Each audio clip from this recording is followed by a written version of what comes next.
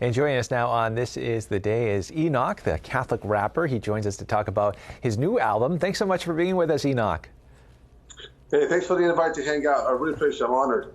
Oh, it's great to have you here. Maybe let's start from the beginning. Tell us a bit about how you became a Catholic rapper.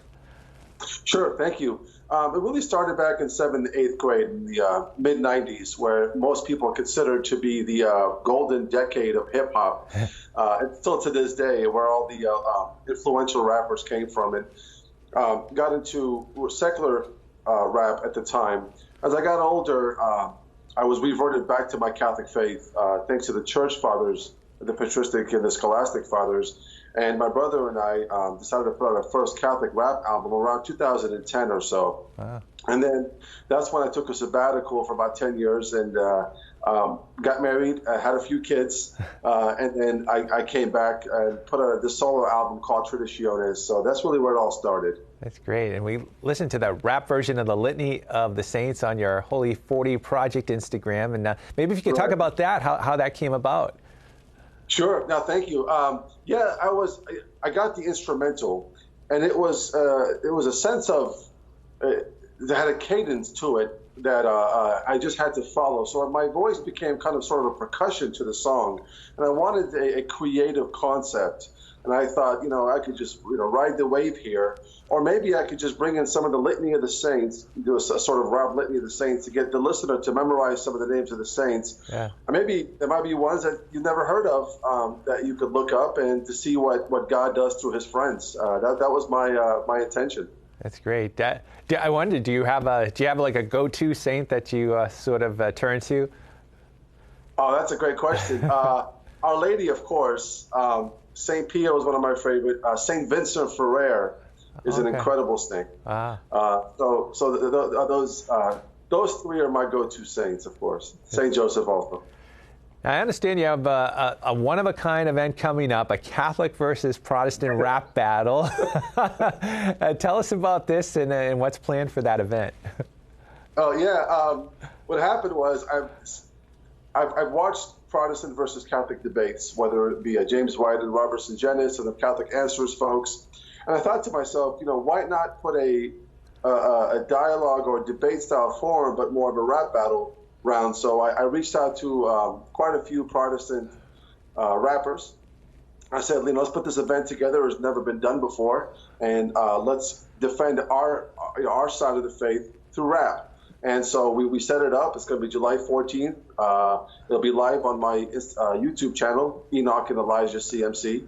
And we're going to go 3 rounds. I'm going to defend the Catholic faith through a rap battle. It's going to be fun. That's awesome. That sounds like a great time. Check that out.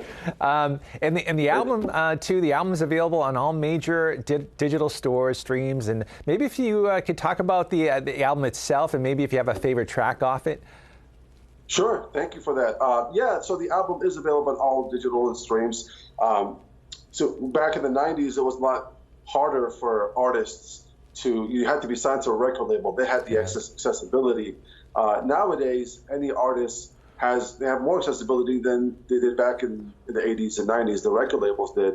So it made it a lot easier for us to put our music out there. And for me, I wanted an authentic Catholic rap album to be put out there.